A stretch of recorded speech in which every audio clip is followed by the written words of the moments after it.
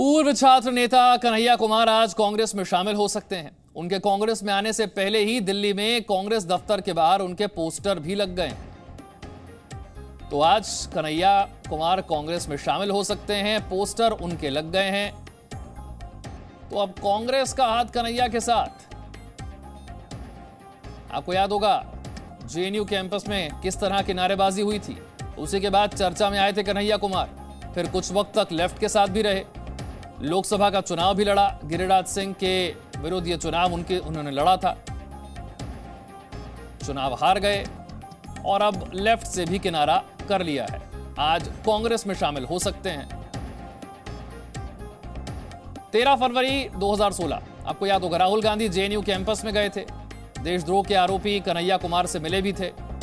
फरवरी में 2016 में दिग्विजय सिंह भी कन्हैया कुमार को जानबूझकर निशाना बनाया गया, उन्होंने ये बात कही थी। तो कांग्रेस के नेताओं की तरफ से समर्थन हमेशा कन्हैया कुमार को मिलता रहा है। हालांकि जब राजनीतिक दल का दामन थामने की बात आई तो पहले लेफ्ट का दामन थामा, चुनाव भी लड़े 2019 में लोकसभा का। अब कांग्रेस में शामिल हो सकते हैं कन्हैया कुमार।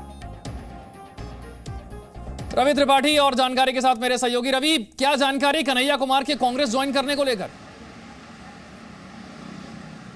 देखिए, कंफर्म है कन्हैया कुमार आज ज्वाइन कर रहे हैं कांग्रेस पार्टी को। 3 बजे उनकी ज्वाइनिंग है।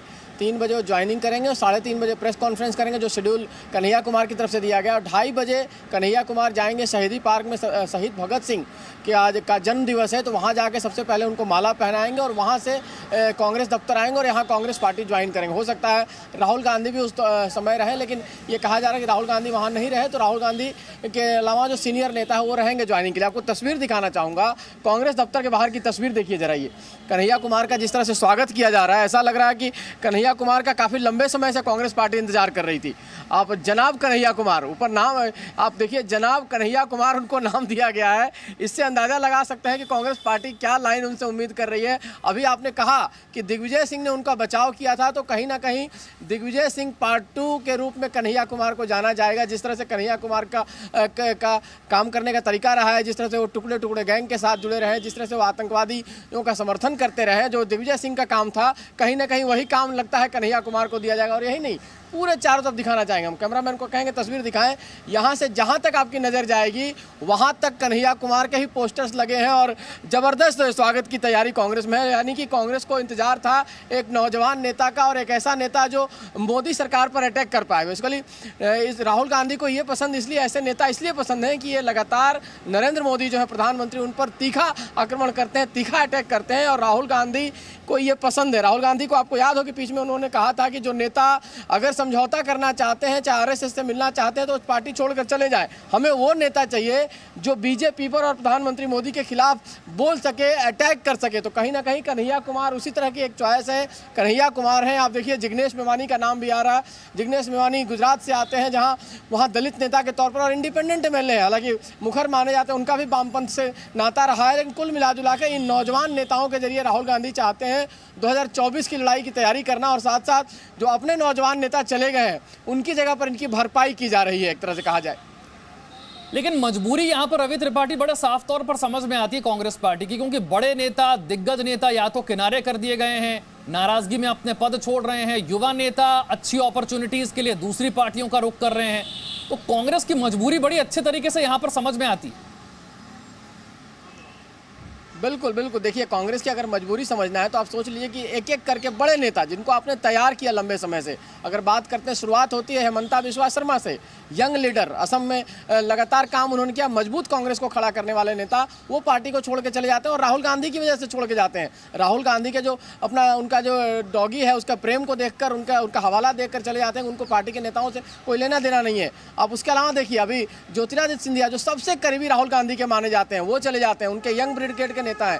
जितिन प्रसाद जो अभी मंत्री बने हैं उत्तर प्रदेश सरकार में, वो चले जाते हैं। सुष्मिता देव जो महिला कांग्रेस की अध्यक्ष थी हाल में, वो पार्टी छोड़ के चली जाती है। तो लंबी फहरिस्त है कांग्रेस पार्टी छोड़कर जाने वाले लोगों की, और उनकी भरपाई अगर आप इन नेताओं से कर रहे हैं, इसका मतलब समझ में आ रहा है कि आपकी बौखलाहट है। आपको लगता है कि कहीं ना कहीं से दूसरे लोगों को पकड़ के लाना है जो अटैक कर सके, उनकी भरपाई कर सके।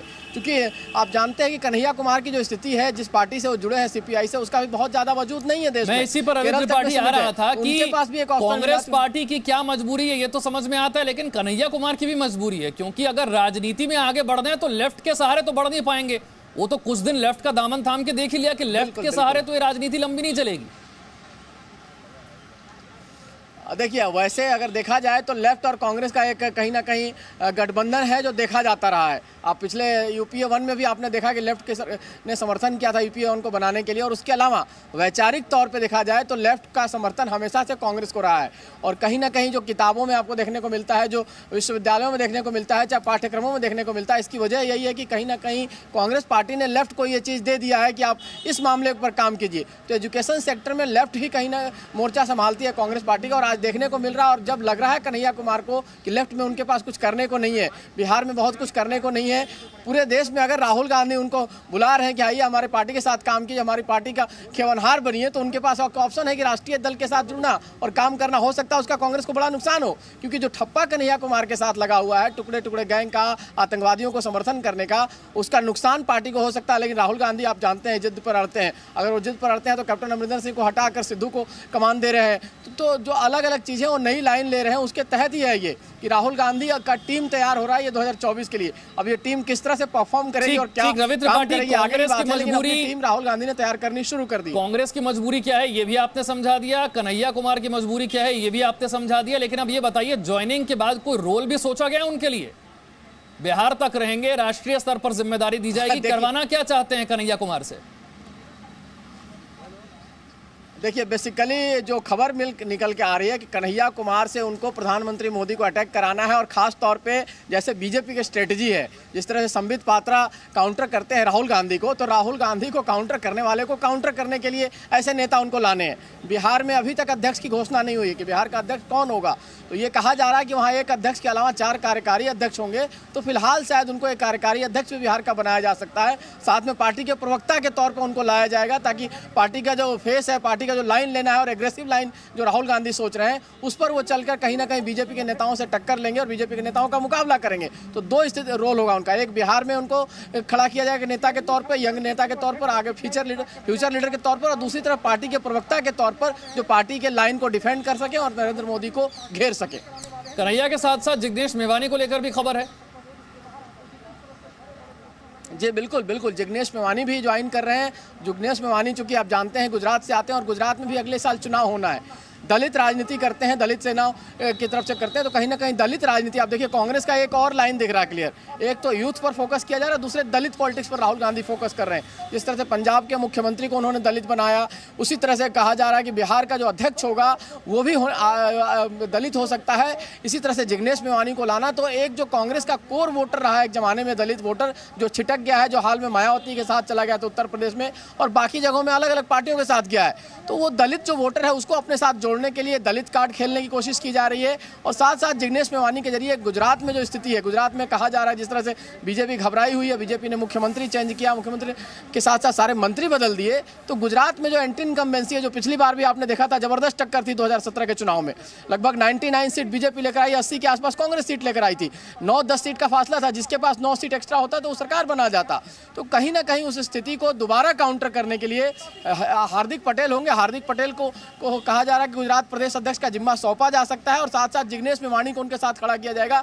लेकिन इन सब स्थिति में क्या हो रहा है कि एक को गुजरात का नेता बनाना है, एक को बिहार का नेता बनाना है, लेकिन साथ साथ दोनों को पार्टी का फेस भी बनाना है, प्रवक्ता भी बनाना है, जो अच्छे ऑरेटर हैं, जो अच्छी तरह से काउंटर करते हैं सरकार को, चाहे मोदी सरकार हो, चाहे उनकी गुजरात सरकार हो, चाहे उनकी बिहार की सरकार हो, इनको काउंटर करने की जो वाले जो नेता हैं उनको मौका दिया जाएगा, उनको आगे बढ़ाया जाएगा। ये पार्टी की, कांग्रेस पार्टी की फिलहाल स्ट्रेटजी दिख रही है। तो बिल्कुल, कन्हैया कुमार, जिग्नेश मेवानी कांग्रेस पार्टी में शामिल हो रहे हैं, उनका रोल क्या है, कांग्रेस उनसे क्या उम्मीद कर रही है, इन दोनों नेताओं का क्या रोल होगा, ये विस्तार से समझाया रवि त्रिपाठी ने। बहुत बहुत शुक्रिया। Presenting B News app available on Google Play and App Store. Download it now.